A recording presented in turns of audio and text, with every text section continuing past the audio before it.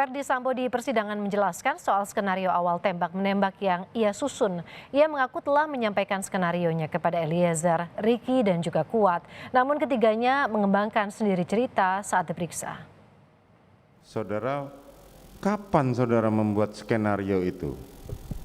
Setelah istri saya jemput ke dalam kamar, kemudian diantar Ricky ke Saguling, saya kemudian masuk kembali ke dalam menyampaikan ke Richard bahwa saya akan bertanggung jawab atas penembakan ini. Hanya kamu harus menjelaskan bahwa ini tembak-menembak yang diawali dari teriakan ibu di dalam kamar. Kemudian Yosua menembak kamu balas menembak. Itu saja skenario awal yang atau cerita tidak benar yang saya minta Richard untuk menyampaikan pada saat pemeriksaan. Nantinya apabila dilakukan pemeriksaan, Yang Mulia. Kapan itu saudara jelaskan kepada Richard?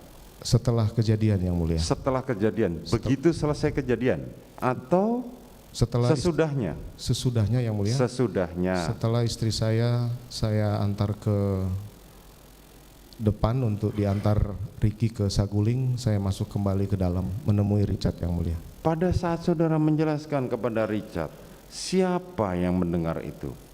Waktu itu hanya kami berdua di dalam. Hanya saudara berdua. Kapan saudara menjelaskan skenario itu kepada Ricky Rizal dan kepada Kuat Ma'ruf?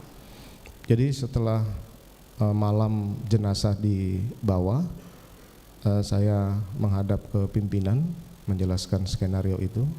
Kemudian saya juga setelah menghadap pimpinan, saya baru teringat bahwa saya belum menjelaskan ke Ricky dan Kuat, sehingga dari situ saya menemui mereka di lantai 3 Biro Propos, Yang Mulia. Pada saat itu pemeriksaan masih berlangsung, saya minta waktu untuk ketemu saya di ruangan lantai 3 berempat dengan mereka, Yang Mulia.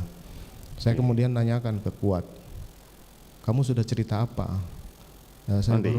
Saya cuma menanyakan aja dulu. Jadi pada saat di Biro Provos, demikian, hanya waktunya itu saja. Nanti saudara terangkan lagi. Selanjutnya, jadi saudara hanya menyampaikan skenario pertama mengenai tembak-menembak itu hanya kepada Richard.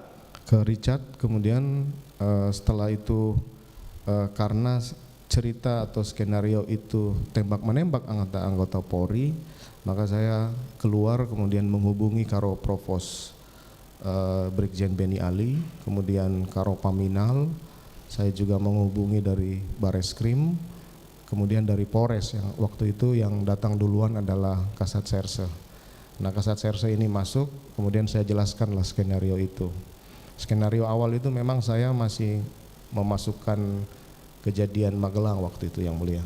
Makanya mungkin dalam keterangan ada kejadian Magelang, kemudian saya minta untuk tidak usah dimasukkan dalam peristiwa itu. Pak Beni Ali datang juga saya jelaskan secara lengkap. Kemudian Pak Hendra Kurniawan juga saya sampaikan. Boleh saudara terangkan kembali apa skenario yang saudara terangkan kepada mereka semua itu? Saya sampaikan bahwa terjadi peristiwa tembak-menembak, sudah terjadi, kemudian saya masuk, Yang Mulia. Jadi saya datang, peristiwanya sudah terjadi.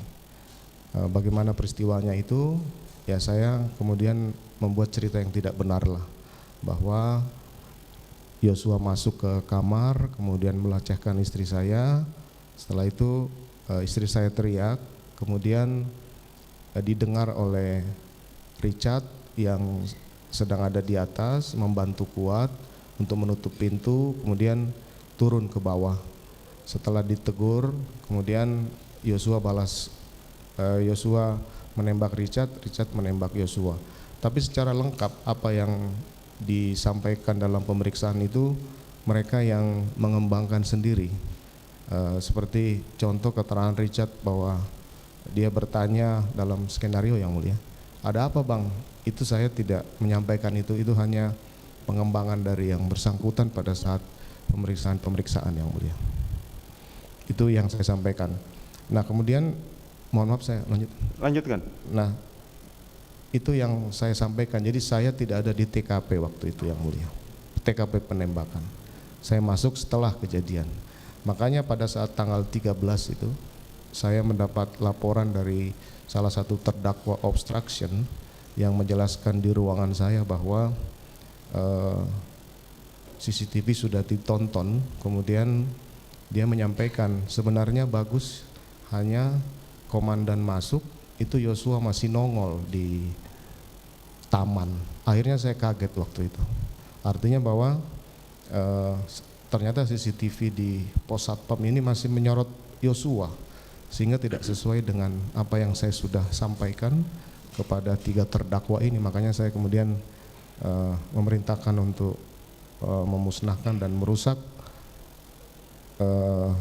laptop dan flash disk yang sudah ditonton oleh beberapa terdakwa itu, yang mulia.